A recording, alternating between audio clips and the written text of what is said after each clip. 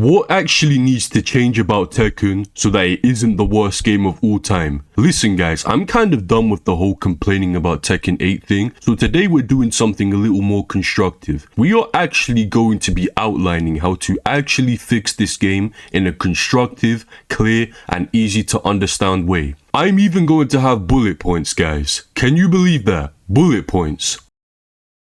But anyways, if you guys like Tekken content or other fighting game content or just like hearing a British guy crash out every other day, like, comment and subscribe, all that good shit. Now let's get into this. First things first, I think we need to accept what Tekken 8 is, right? And that is a simplified version of Tekken. I think that at least in the near future, we are not getting a Tekken game like any other game we've had before, where defense is king, whatever. So that means, unfortunately for us, the scrubby stuff like string realignment and all the plus frame stuff isn't going anywhere. And this game is always going to have broken S tiers because those are the characters a casual player will pick up and will get serotonin from winning with when they have no business doing so, right? So I'm not really going to list like character specific things in this video. I'm going to talk about Tekken 8 mechanically as a whole pretty much, and I have three main things that I think will just outright make the game better. 1. Let us deathmatch in ranked. Please, I have been begging for this for a year now, and I don't know why the devs are so adamant on a best of 3. What I have realized while playing a lot of quick matches in Tekken 8 is that the game becomes a lot better in longer sets, because once you figure out how your opponent uses their OP moves, it starts to feel more like you're playing Tekken and less like Casino 8. It's like, to really get to the Tekken, both players have to see beyond their opponent's bullshit, right? Like, for example, every character in this game has OP moves, right? And OP moves are a lot better when your opponent doesn't have much of an idea on how you place them or how you use them, right? For example, Steve Fox, my character, his up back 2 is a homing high that is +5 on block and goes into Lionheart for a forced mix-up. This is an OP move. There's not much else I can say about it, especially in Heat. There are a lot of times in ranked where I can just spam this and get a free win because I'm just forcing my opponent to guess over and over and over, and Tekken 8 players generally just have bad defense. However, this extremely simplistic playstyle becomes worse as the games drag on because my opponent will at some point realize, oh, you know, up back 2 is a high, and he will start guessing my 50-50s better because I keep spamming them, right? In a best of 2 environment, unless you are already a high level player, and I'm talking like Tekken God Plus, you don't have time to figure out how your opponent uses things. All you see is broken moves being thrown at you that have very little interaction unless you have some type of inclination it was about to be thrown at you.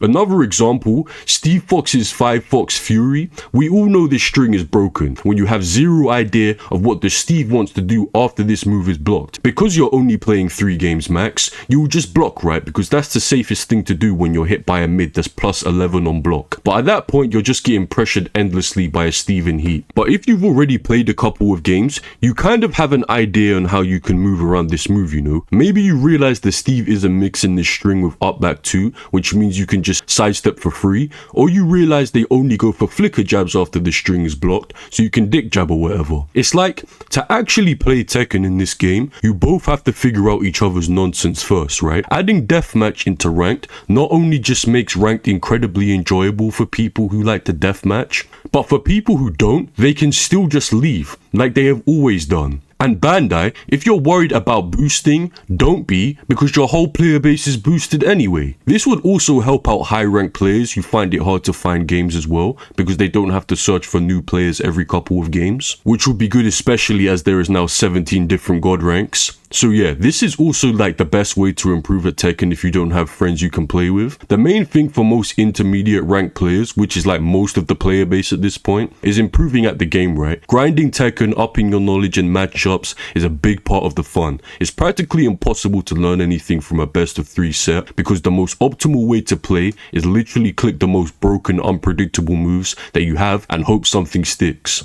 In fact, this is the most common playstyle in blue ranks in this game. Whether Whether the moves are safe or unsafe, it does not matter. Just click until it sticks. It's actually insane how far some people actually take this. I have played against Lee players who will literally just stand there and parry repeatedly while still getting clapped up, and if it lands once, just know that they will continue doing that, because in the best of 3 environment, that one parry gives you enough advantage for you to potentially back 3-3 your opponent to death, you know. Maybe Lee wasn't the best example because he's pretty arse, but you guys get what I'm saying. Give us deathmatch. It's easy. Next, if we are assuming that Tekken is going to remain a scrub game, then that probably means that they aren't going to nerf the cringe realigning strings and the infinite range homing moves. However, they have already buffed sidestep in this game as like a way to kind of buff defense. It hasn't made a huge change in my opinion because everything has ridiculous tracking in this game. However, at this point, I think that movement as a whole needs to be buffed, meaning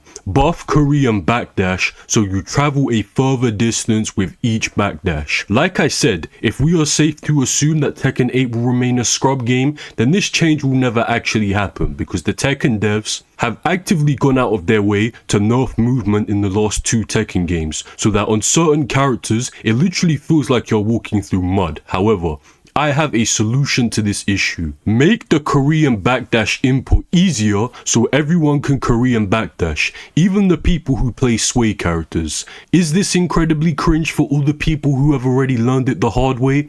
Yes. Is this another thing that kind of reduces the skill gap in this game? Yes, but that was the aim of Tekken 8 all along, to make shitty players beat better players. However, even in this case, bad players generally don't have like a grasp of spacing. Most people in ranked just throw out broken moves from anywhere on the stage, so buffing backdash even at the price of making it easier is still a good change to me. The people who can actually play the game can make use of this to avoid a lot of the cringe pressure in this game whilst also avoiding some of the rangier moves, which makes it easier to get whiffs, while the casuals feel like they're actually doing something because their character is moving really fast, I guess. I said back in season 1 that if Tekken 8 actually had like old school Tekken movement, it'd be a peak Tekken game, because having really strong pressure on most characters is fun to an extent.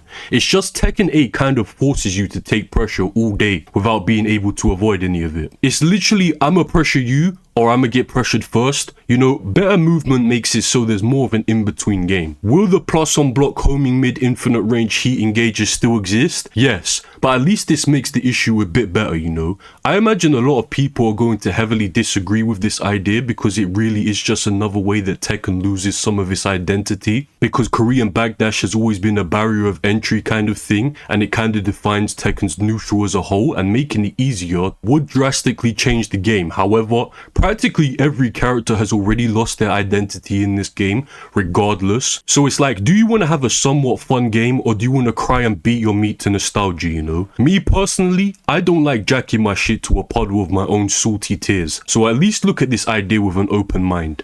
Now finally, find a way for heat and rage to coexist. In my opinion, you should not be able to make use of both mechanics in a round. One, because it's just lame, because you have a comeback mechanic with your heat moves, which basically every character has. You have a heat smash, which at a minimum is doing like 50 damage. Heat burst can technically be a comeback mechanic because it's just a safe armor move every round. You have rage, which in itself is a comeback mechanic because of the damage buff. You then have a rager, which is the most scrubbiest of all the combat mechanics. 30% because you decided to use a poke fam. Come on now. How much comeback mechanics does one game need? Like, come on, bruv. All of these things also just create bad gameplay because they ruin the natural flow of a round. Heat burst, heat smash, and heat dash all have cutscenes, which is a pause in the middle of a fight for no reason. Is it aesthetically pleasing? Sure. Does it take away from the gameplay somewhat? Yes. I think rage is the biggest flow disruptor, and is why I hate rage art so much.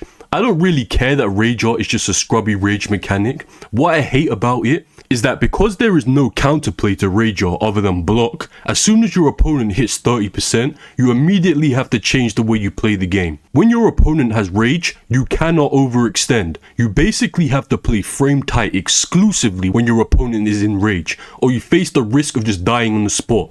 This is robotic gameplay and is the opposite of the free-flowing mind game focused fighter Tekken is supposed to be. So my idea, well, it was actually someone in my Discord's idea, join the Discord by the way guys, is that if you've activated heat in a round, you don't get access to rage. And if you've used rage art in a round, you don't get access to heat. You're picking one or the other based on the situation you're in. Of course there'll be some fringe situations where you get to take advantage of the rage damage boost before activating heat or rage art, but like come on, to me this isn't really that deep. But this in my opinion will at least make the game flow just a little bit better. Once your opponent has activated heat, you don't have to switch up how you play after you've already survived an onslaught. I think this is just a lot more fair.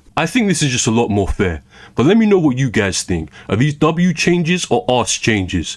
Or do you just not care at all when are waiting for Virtua Fighter? Let me know down below, and until next time guys.